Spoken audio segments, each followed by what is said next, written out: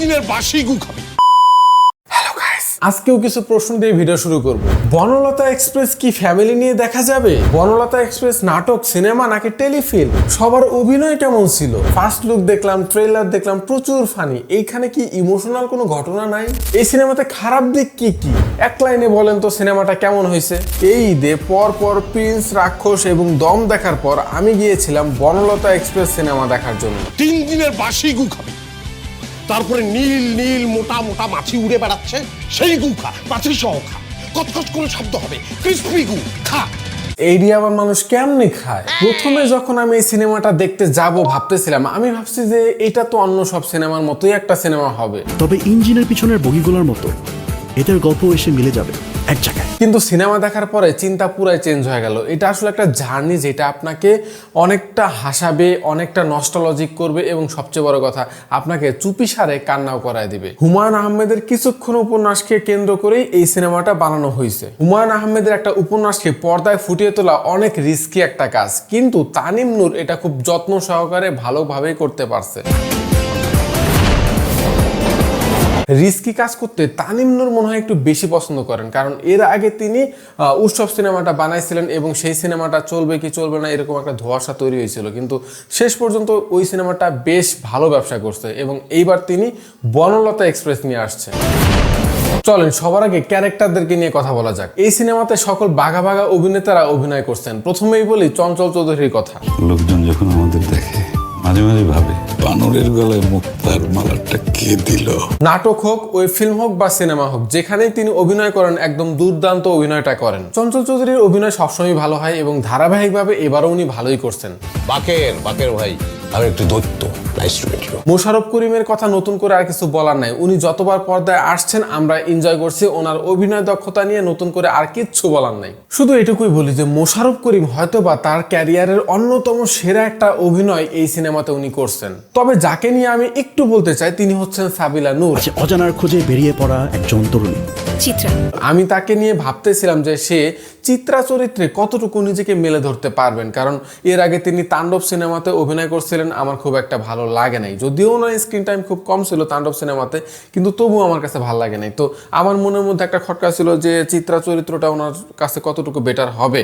তো ফাইনালি আমি যখন সিনেমাটা দেখলাম আমার কাছে ওনার চরিত্রটা অনেক ভালো লাগছে। আর সবচেয়ে বড় কথা ওনার এবং শরীফুল রাজের যে কেমিস্ট্রিটা এটা অনেক উপভোগ্য ছিল, ভাল লাগছে। হাসাফাই আর প্রেমের মধ্যে পার্থক্য কি জানেন? হাসাফাই করতে গিয়ে সাহেব বিবি নিজেরা ভেঙে যায়, কিন্তু ওরা কখনো আপনার মন ভাঙে না। মাঝে মাঝে না, মানুষ সবসময় এই কথা ভাবে। আজমেরি হক বাঁধনের কথা যদি বলি, ওনার যে ক্যারেক্টারটা ছিল আমার কাছে বেশ ভাল লাগছে, বেশ ভাল লাগছে। মানে উনি ওনার ক্যারেক্টারটা যথেষ্ট ভালো করে ফুটায় তুলছে। আপনি যখন বড় পর্দায় দেখবেন সেটা বেশ ভালোভাবে বুঝতে পারবেন। এর ভয়ে চুপসে থাকা ডাক্তার। ডাক্তার চরিত্রে অভিনয় করছেন শরীফুল রাজ এবং ওনার যে চরিত্রটা ভাই, উনি ডাক্তারের থেকে বেশি ম্যাজিশিয়ান। মানে ওনার ক্যারেক্টারটা বেশ ভালো ছিল, অনেক উপভোগ্য ছিল। শামিমা নাজরিন থেকে শুরু করে প্রত্যেকটা ক্যারেক্টার তার জায়গায় জায়গায় একদম ফিটফাট ছিল। মানে কোনো ক্যারেক্টার দেখে অতিরিক্ত কোনো কিছু মনে হয় নাই, ভাড়ামি মনে হয় নাই, উপভোগ্য লাগছে অনেক। চলেন এখন একটু সিনেমাটোগ্রাফি এবং ভিজুয়াল নিয়ে কথা বলা যাক। এই পুরা সিনেমাটা একটা ট্রেনের মধ্যে, মানে প্রত্যেকটা ক্যারেক্টার ট্রেনের মধ্যে ডায়লগ ডেলিভারি করতেছে, ভিজুয়ালগুলো ট্রেনের মধ্যেই নেওয়া লাগতেছে, ফ্রেমিংগুলো ট্রেনের মধ্যেই করতে হইতেছে, লাইটিংগুলো সবকিছুই কিন্তু একটা কম্প্যাক্ট জায়গার মধ্যে করতে হয়েছে। কিন্তু আপনি যখন বড় পর্দায় সিনেমাটা ভাই দেখবেন আপনার এরকম ফিল হবে যে আপনি মনে হয় সেই ট্রেনের মধ্যেই বসে আছেন। এক কথায় বলতে গেলে ভিজুয়াল, ফ্রেমিং, লাইটিং একদম পারফেক্ট ছিল। ট্রেনের মধ্যে থাকা প্রত্যেকটা মানুষের স্বভাব চরিত্র এক এক টাইপের এবং প্রত্যেকের ডায়লগ ডেলিভারি কথার ধরন শুনে আপনি হাসতে বাধ্য হবেন। আমার ছেলের চেহারা দেখা কিন্তু বোঝা যায় আসলে সে একটা হার্ট বজ্জা। এই কই যাস? আজকে সারা রাত মদ খেয়ে ড্যাং ড্যাং করে নাচবো, আপনি হাসবেন। তবে একটা জিনিস আমার কাছে পারফেক্ট লাগে নাই। দেখেন আপনি যখন সিনেমার প্রথম অর্ধেক দেখবেন তখন আপনি প্রচুর হাসবেন। পর্দায় প্রত্যেকটা সিন আপনাকে হাসাবেই এবং প্রত্যেকটা সিন আপনি উপভোগ করবেন। প্রত্যেকটা সিন অনেক টাইট ফিট কাট থাকে, মানে এইখানে আপনি স্লো কোনো ড্রামা দেখবেন না, এখানে অনেক ফাস্ট কাটিং থাকে, আপনি কখনোই বোরিং ফিল করবেন না। কিন্তু সেকেন্ড হাফে অনেক ইমোশনাল টাইপের গল্প থাকে। তো ইমোশনাল টাইপের গল্প তো নর্মালি স্লো হয়, কিন্তু এইখানে মনে হয় একটু বেশি স্লো হয়ে গেছে, আর একটু টাইট কাট দরকার ছিল।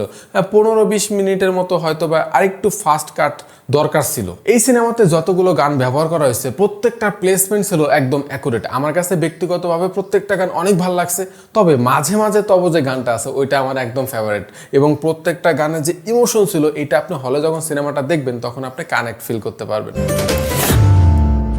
It's not your bedroom. ভাই হুমায়ুন আহমেদের যে সেন্স অফ হিউমার ছিল, তার যে লেখার ধরন, সেটা মানে ফানি কথাগুলো শুনলে আপনি না হেসে পারবেন না, আবার কষ্টের বা ইমোশনের কথাগুলো যখন আপনি শুনবেন পর্দায় দেখবেন তখন আপনি না কেঁদে থাকতে পারবেন না। মানে তার লেখার ধরনই ছিল অন্য টাইপের। তাই ইমোশন বা কমেডি টাইপের যে কথাবার্তাগুলো ছিল সেগুলোতে আপনি অনেক ফিলিংস নিয়ে মানে অনেক ভালোভাবে গভীরভাবে সেগুলো ফিল করতে পারবেন। তোমরা দুইজন কি হানিমুনে যাচ্ছ নাকি? যে উপন্যাসটা অবলম্বন করে এই সিনেমাটা বানানো হয়েছে, যেই লেভেলের কালার গ্রেডিং দেখানো হয়েছে, যেই লেভেলের ফ্রেমিং দেখানো হয়েছে, এটা কোনোভাবে একটা নাটক না, এটা কোনোভাবে একটা টেলিফিল্ম না ভাই, এটা একটা সিনেমা যেটা আপনি পুরো পরিবার সহকারে গিয়ে দেখতে পারবেন, কোনো সমস্যা নাই। এখন যদি আপনারা আমাকে এক কথায় বলতে বলেন যে ভাই বনলতা এক্সপ্রেস সিনেমাটা কেমন হয়েছে, তাহলে আমি বলবো ভাই যেমনই হোক অনেক ভালো হয়েছে। অ্যান্ড আপনারা চাইলে এই সিনেমাটা দেখার জন্য ট্রেনে উঠা পড়তে পারেন, তবে ওয়ার্নিং, এই সিনেমা দেখার সময় আপনি কখনোই 20 মিনিট 1 ঘন্টা বা 1.5 ঘন্টা দেখে বের হইতে পারবেন না। আপনাকে একদম শেষ মুহূর্ত পর্যন্ত ওয়েট করতে হবে, দেখতেই হবে সিনেমাটা এতটাই ভালো হয়েছে। আপনি যখন সিনেমা দেখবেন প্রত্যেকটা ক্যারেক্টারের ডায়লগগুলো আপনি বেশ উপভোগ করবেন। কিছু কিছু সিনেমা দেখার পরে আসে না ফিল হয় যে ইস টাকাটাই নষ্ট করলাম, এই সিনেমা দেখার পরে এটা ফিল হবে না। ভাই আপনারা অনেকে হয়তো বলতে পারেন যে আমি শুধু কেন পজিটিভ দিকগুলো বলতেছি, নেগেটিভ দিক কেন বলতেছি না। আসলে এই সিনেমাতে না নেগেটিভ দিক নাই বললেই চলে।